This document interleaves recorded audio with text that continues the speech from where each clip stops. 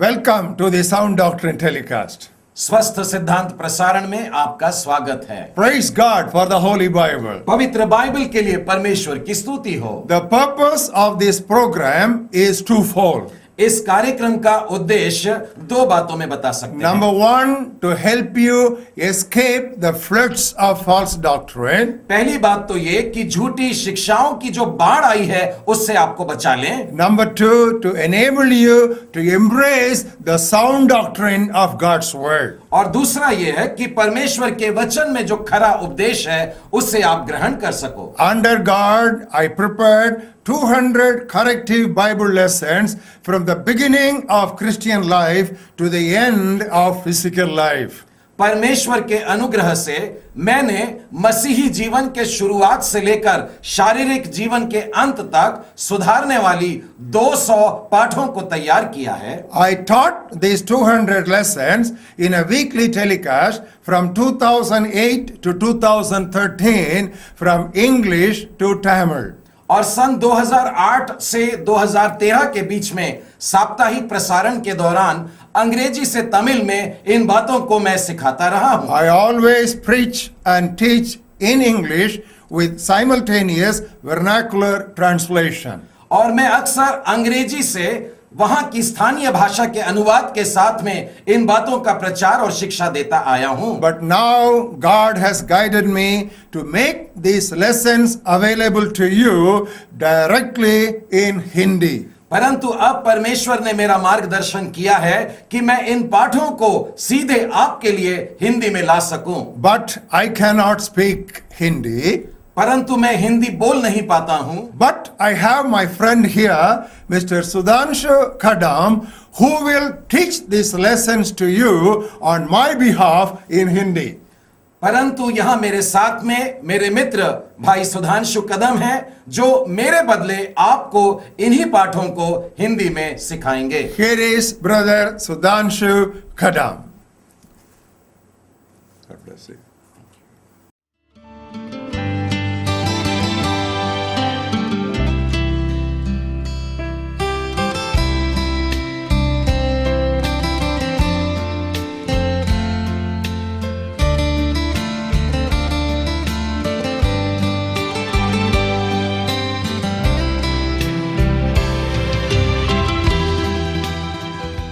आज से हम लोग एक नई बाइबल अध्ययन माला को शुरुआत कर रहे हैं जो हमें इन अंतिम दिनों में गलत शिक्षाओं से बचाएगी और परमेश्वर के उन गहन गहराइयों में लेकर के चलेगी जिसके द्वारा हम अपने आप को मजबूत कर सकेंगे।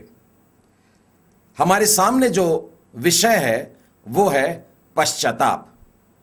सबसे पहले मैं ये इस बात को जरूरी समझता हूं कि पश्चाताप के महत्व को स्पष्ट करूं। बाइबल में पहले पन्ने से लेकर आखिरी पन्ने तक पश्चाताप के आवाज को, पश्चाताप की पुकार को परमेश्वर ने दोहराया है।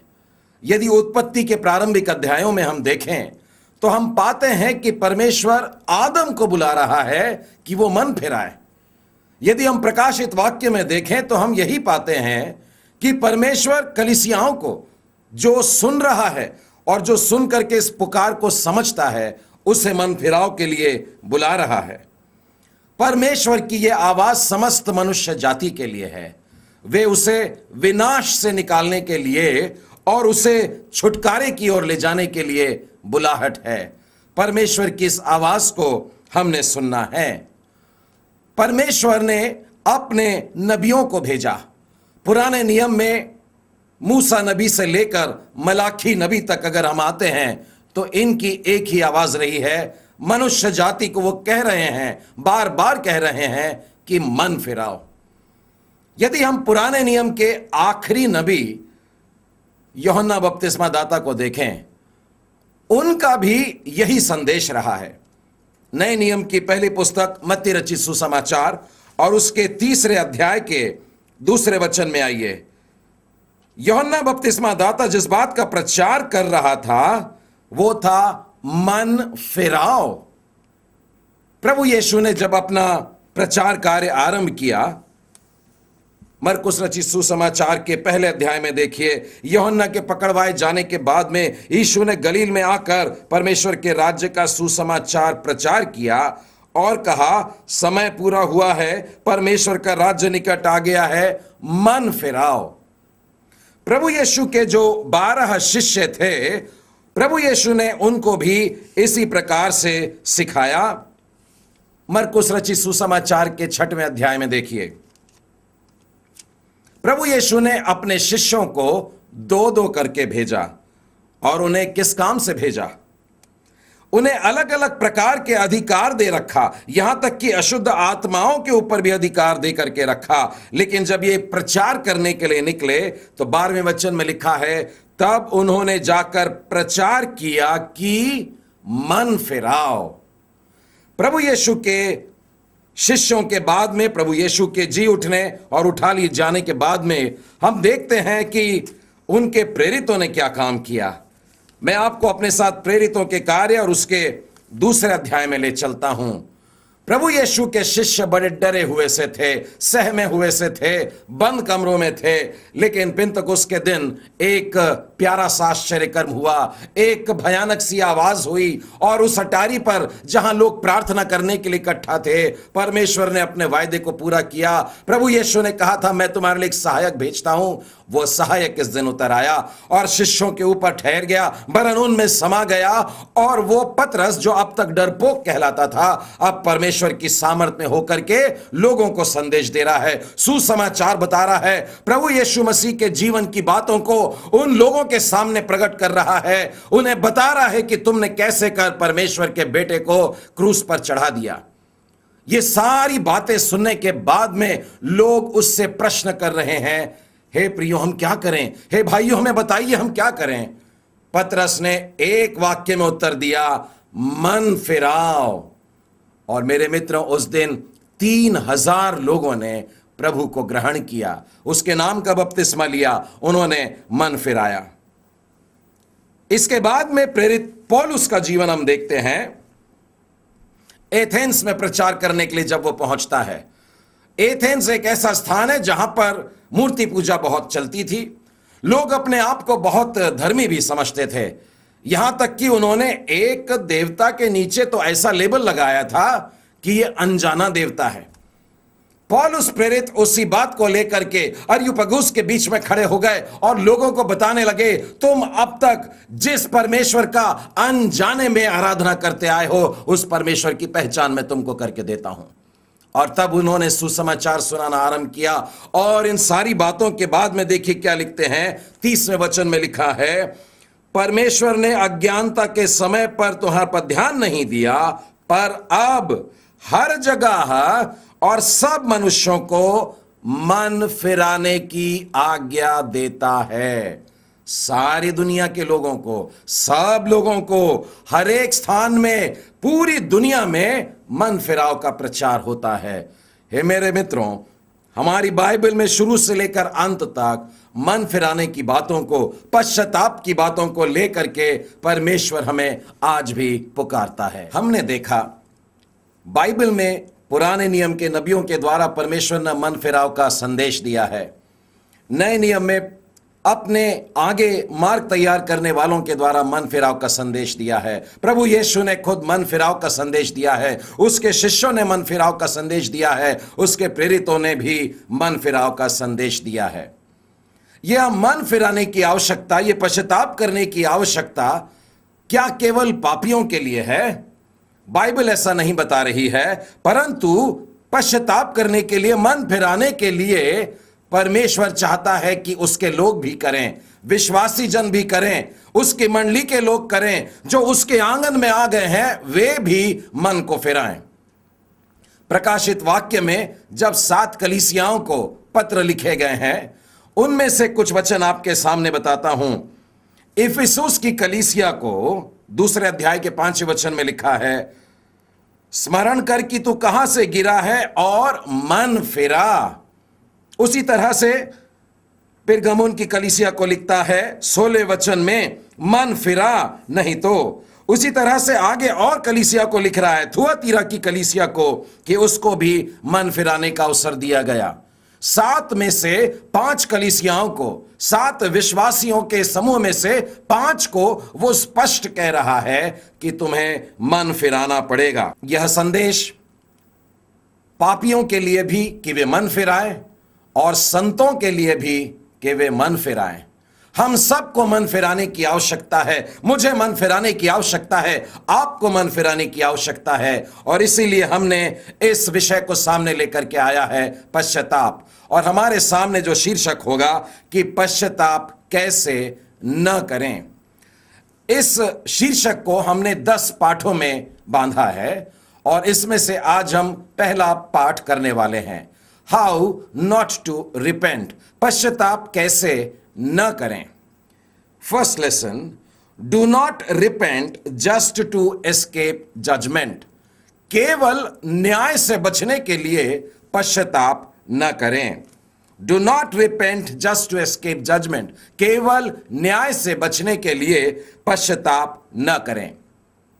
आइए फिर एक बार चलते हैं उसी संदर्भ पर जहां से हमने शुरुआत की थी, मत्ती रचित सुसमाचार और उसका 3रा अध्याय। यहां पर यूहन्ना बपतिस्मा दाता वचन सुना रहे हैं, संदेश दे रहे हैं, और उन्होंने दूसरे वचन में इस प्रकार से कहा है, मन फिराओ क्योंकि स्वर्ग का राज्य निकट है।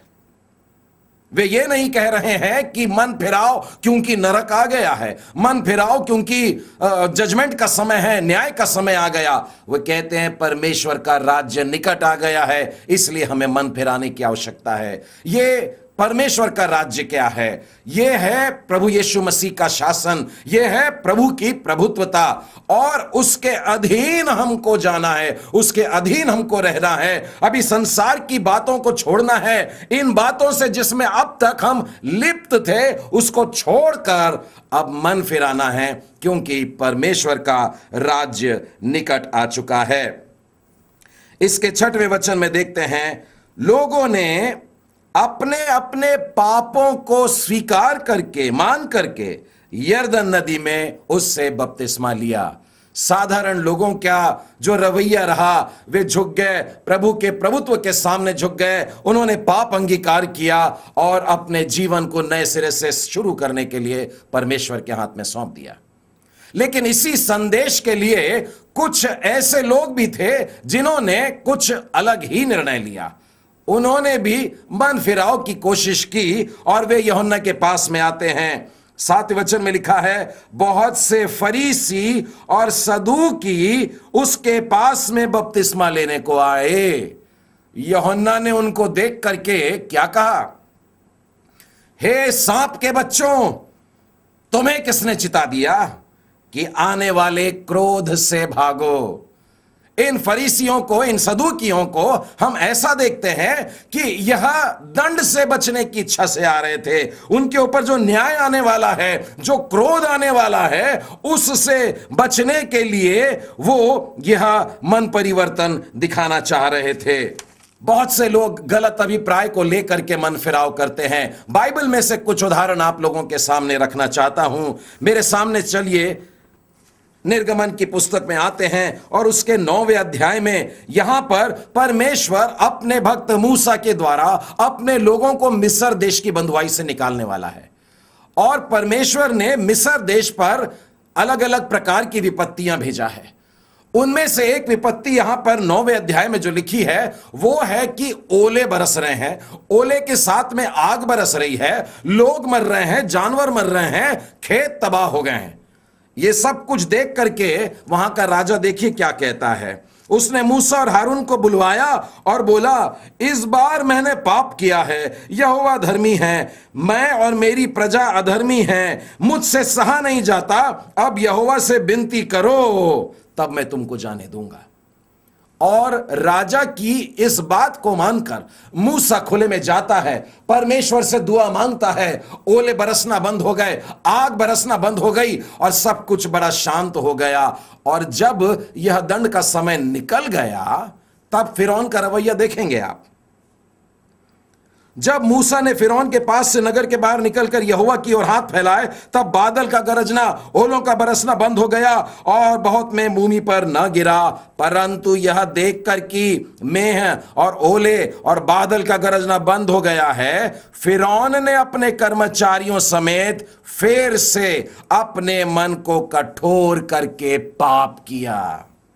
उन्होंने थोड़े समय के लिए मन फिराया और वो थोड़े से समय में वो दंड निकल गया, तो ये वापस वैसे की वैसे वहीं पर पहुंच गए। न्यायियों की पुस्तक में अगर हम इजराइलियों का जीवन देखते हैं मेरे मित्रों, वे गलत काम कर रहे थे और जब उन्होंने गलत काम किया, परमेश्वर ने उनको दुश्मनों के हाथ में सौंप दिया और वे दुश्मनों के भीतर रह करके गुलामी करते रहे और उनके अधीन रह करके बड़ी तकलीफ की जिंदगी काटी। फिर अचानक परमेश्वर याद आया, फिर वो कराहने लगे, पुकारने लगे, बचा परमेश्वर पिता हमें बचा ले। और परमेश्वर को दया आई, उसने उन्हीं लोगों में से एक न्यायी को खड़ा कर दिया और वो न्यायी ने इन लोगों को छुड़ा दिया। थोड़े समय के लिए सब कुछ शांति रही, फिर उसके बाद में लोग फिर से अपनी पुरानी बातों पर फिसलने लग गए और वो न्यायी को भी भूल गए और फिर से अपने उन्हीं गंदे कामों में लग गए और इस प्रकार से यह चक्र चलता रहा। मन फिराना है मेरे मित्रों, तो न्याय से बचने के लिए नहीं, हमें परमेश्वर के अधीन जाना है मेरे मित्रों, मन फिराकर, पुरानी बातों को छोड़कर, लेकिन न्याय से बचने की इच्छा के लिए नहीं। दूसरा कुरिन्थियर उसके 7वें अध्याय और उसके 9वें वचन से आपको बताना चाहता हूं कि मनुष्य 2 प्रकार के दुख मना सकता है और एक उसमें से होता है सांसारिक प्रकार का दुख। दूसरा कुरिन्थी और उसका 7वां अध्याय और 9वें वचन से आगे यहां पर पौलुस प्रेरित कहता है, अब मैं आनंदित हूं, पर इसलिए नहीं कि तुमको शोक हुआ, तुमने दुख मनाया इसके लिए नहीं, परंतु इसलिए कि तुमने उस शोक के कारण मन फिराया है।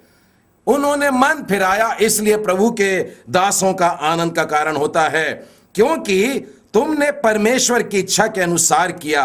तुमने जो शोक मनाया वो परमेश्वर भक्ति का शोक था, क्योंकि ऐसा शोक करने से पश्चाताप उत्पन्न होता है जिसका परिणाम उद्धार है। अर्थात परमेश्वर भक्ति का शोक हमें होना चाहिए, वैसा मन फिराव होना चाहिए, वैसा पश्चाताप होना चाहिए जिसके द्वारा हम उद्धार पा सकते हैं। 10वें वचन में आगे यह भी लिखा है, परंतु सांसारिक शोक मृत्यु को उत्पन्न करता है। मेरे मित्रों, मन फिराने के लिए हमारे पास में 3 ऐसी उत्तम प्रेरणा के कारण हैं जो आपके सामने रखना चाहता हूं। इन तीनों बातों को सामने रख करके हम जांच सकते हैं कि हमारा मन फिराव का कारण सही है या नहीं है। उसमें से पहला मुद्दा है परमेश्वर का भय। हमें परमेश्वर का भय होना चाहिए। पुराने नियम में यदि हम उत्पत्ति की पुस्तक उसका 39वें अध्याय को देखें, वहां पर हमको एक जवान लड़का मिल रहा है, उसका नाम है यूसुफ। यूसुफ पोतीफर के घर में है। वहां पर वो गुलाम करके आया था, लेकिन परमेश्वर ने अच्छा ओहदा बना दिया। लेकिन एक दिन बड़ी अनहोनी हुई। उस घर की जो मालकिन है, पोतीफर की पत्नी है, उसने इस जवान लड़के को गलत काम के लिए उकसाया और वो चाहती थी कि ये जवान मेरे साथ में शारीरिक संबंध करे, लेकिन यूसुफ ने साफ मना कर दिया। आपको मालूम है क्यों? वो कौन सी बात थी जिसके कारण यूसुफ ने यह गलत काम नहीं किया? परमेश्वर के वचनों में से पढ़ता हूं और 39वें अध्याय के 9वें वचन में यूसुफ कहता है, मैं ऐसी बड़ी दुष्टता करके परमेश्वर का अपराधी कैसे बनूं? यूसुफ के मन में परमेश्वर का भय है और इसीलिए वो ये गलत काम नहीं कर सकता। निर्गमन की पुस्तक में आइए, उसके पहले अध्याय में देखें, यहां पर फिरौन ने मूसा के कारण सारे बच्चों को मरवा देने की सोचा था और वो कहता है कि सारे छोटे बच्चे जितने भी लड़के हैं सबको मार डाला जाए। वो धाइयों को बुलाता है, midwives are called and to take care that all the male childs be killed. जितने बच्चे पैदा होते हैं, उनमें से जो लड़के होंगे उनको पैदा होते साथ ही मार डालना। राजा ने यह आज्ञा तो दे दिया, लेकिन धाइयों के बारे में लिखा है, परंतु, पहला अध्याय 17 वचन, परंतु वे धाइयां परमेश्वर का भय मानती थी, इसीलिए मिस्र के राजा की आज्ञा न मानकर लड़कों को भी जीवित छोड़ देती थी। ये राजा का भय मानती थी मेरे मित्रों, लेकिन उससे ज्यादा परमेश्वर का भय मानती थी, और इसी कारण वे गलत कामों से बचते रहे।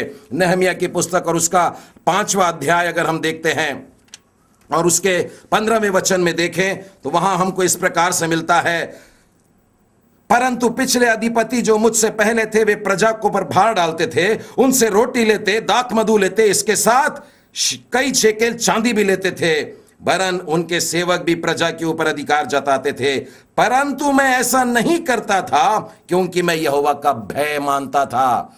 उन दिनों में भी इस प्रकार की घूसखोरी होती थी मेरे मित्रों, लेकिन केवल वे लोग कर रहे थे जो परमेश्वर का भय नहीं रखते थे।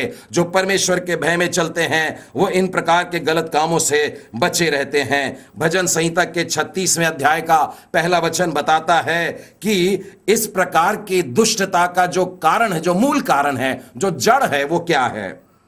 दुष्ट जन का अपराध मेरे हृदय के भीतर कहता है कि परमेश्वर का भय उसकी दृष्टि में नहीं है।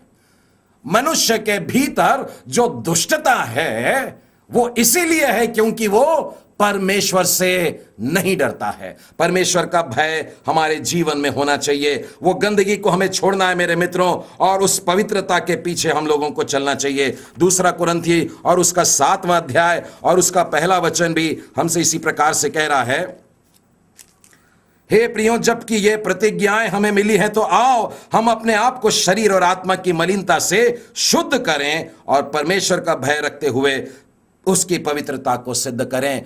एक और उदाहरण बताना चाहूंगा। प्रभु यीशु मसीह जब क्रूस पर चढ़ाए गए थे, उनके दाएं और बाएं एक एक और कुकर्मी लटकाए गए थे। ये दोनों के दोनों प्रभु यीशु से बात कर रहे थे। एक ने उसका मजाक उड़ा करके कहा कि क्या तू मसीह नहीं है, अपने आप को भी बचा ले और मुझे भी बचा ले।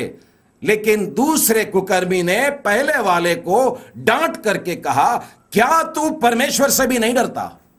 उसके भीतर परमेश्वर का भय है। उसके बाद उसने यीशु से दुआ की, उससे प्रार्थना की कि प्यारे प्रभु जी, जब तू तेरे राज में आएगा तो मेरी सुधि लेना। प्रभु यीशु ने उससे कहा, आज ही तू मेरे साथ स्वर्ग लोक में होगा। कितना शांतिदायक वचन उसको सुनने को मिला। कई लोग इस उदाहरण का उपयोग करके ये कहते हैं कि हम अंतिम दिन मन फिरा लेंगे, मरने वाले दिन मन फिरा लेंगे। लेकिन मेरे मित्रों, हम नहीं जानते कि हम कब बुलाए जाएंगे। आज ही उद्धार का दिन, आज ही है मन फिराने का समय, लेकिन इसलिए नहीं कि हमें न्याय से बचना है। हाउ नॉट टू रिपेंट, पश्चाताप कैसे ना करें। Do not repent just to escape judgment, केवल न्याय से बचने के लिए पश्चाताप ना करें। दूसरा कारण कि हमें मन फिराने की आवश्यकता है, वो प्रेरणा हमें प्राप्त होती है परमेश्वर के प्रेम से। 2 कुरिन्थी और उसके 5वें अध्याय में और उसके 14वें और 15वें वचन में लिखता है, क्योंकि मसीह का प्रेम हमें विवश करता है। The love of the Lord compels us. किस बात के लिए? लिखता है कि हम आगे को अपने लिए न जिए, परंतु उसके लिए जो उनके लिए मरा और फिर जी भी उठा। सच है मेरे प्रियो, जो व्यक्ति हमसे इतना प्यार करता है, हम उसे दुख कैसे दे सकते हैं, उसके विरोध में कैसे जा सकते हैं और बलवा कैसे कर सकते हैं, उसे कैसे करके कष्ट पहुंचा सकते हैं। परमेश्वर का प्रेम है जिसके कारण, जो परमेश्वर का प्रेम है जिसकी वजह से वो हमें मन फिराव के लिए प्रेरणा प्रदान करता है। प्रकाशित वाक्य के 3 अध्याय और उसके 19वें वचन को आपके सामने मैं पढ़ना चाहता हूं। यहां पर इस प्रकार से लिखा है, मैं जिन जिन से प्रेम करता हूं उन सब को उलाहना देता हूं और उनकी ताड़ना करता हूं, इसीलिए सरगर्म हो और मन फिरा। परमेश्वर हमसे प्रेम करता है मेरे मित्रों, और इसीलिए हम अपने जीवन में कई बार उसकी ताड़नाओं को भी देखते हैं। लेकिन ये किस लिए आते हैं? परमेश्वर कहता है मन फिरा और मेरे पास में लौट करके आ जा। तीसरी बात जो हमारे मन फिराव के लिए प्रेरणा का कारण बनती है वो है परमेश्वर का वचन। इस बात को स्पष्ट करने के लिए मैं आपके सामने प्रभु यीशु के द्वारा बताया गया एक दृष्टांत रखना चाहता हूं। यह हमें मिलता है लूका रचित सुसमाचार के 16वें अध्याय में। एक धनी मनुष्य है और उसके घर के आंगन पर बैठा एक निर्धन लाजर है। इस कहानी के बारे में आप बढ़िया जानते हैं। एक भिखारी है जो मांगता रहता है और इतना मोहताज है कि वो अमीर आदमी के मेज से गिरने वाले झूठन को खा लेना चाहता है। उसके शरीर पर घाव है, ये आदमी उसकी तो कोई देखभाल नहीं कर रहा, कुत्ते आकर के उसे चाट जाते हैं। आखिर में ये दोनों की मृत्यु हो रही है। दोनों अपनी अपनी जगह जा रहे हैं। इस अमीर आदमी के बारे में लिखा है कि वो नरक में पहुंच गया और इस गरीब लाजर के बारे में लिखा है कि वो स्वर्ग में जाकर अब्राहम की गोद में बैठा है। नरक से अब यह अमीर आदमी स्वर्ग की ओर नजर उठा करके देखता है और वहां अब्राहम से गुजारिश कर रहा है, उससे प्रार्थना कर रहा है कि मैं तुझसे विनती करता हूं। देखिए कैसी विनती।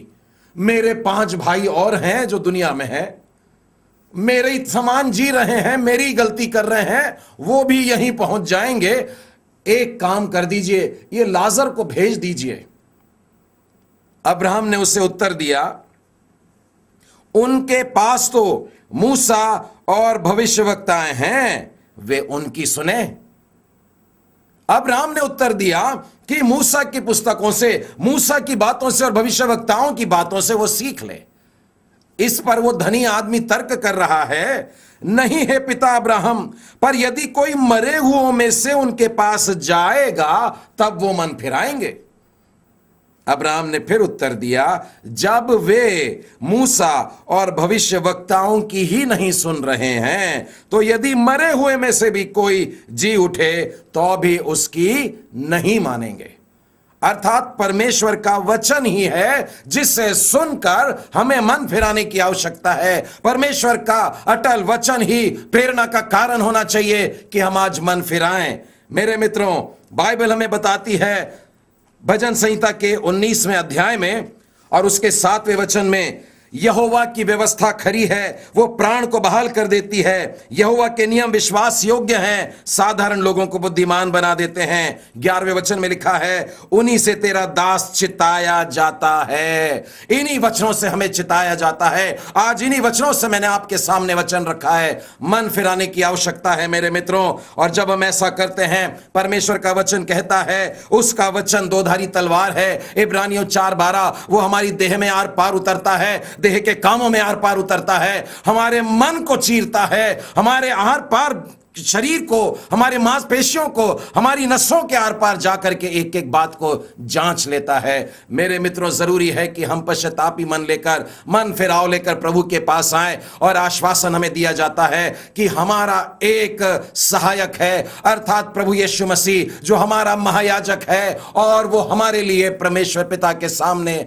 विनती करता है। प्यारे मित्रों, प्रेरणा की 3 बातें आपके सामने रखा हूं। परमेश्वर का भय होना चाहिए, दूसरी बात परमेश्वर का प्रेम वहां होना चाहिए, और तीसरी बात परमेश्वर का वचन। और इन तीनों बातों के कारण ही हमारा मन फिराव होना चाहिए।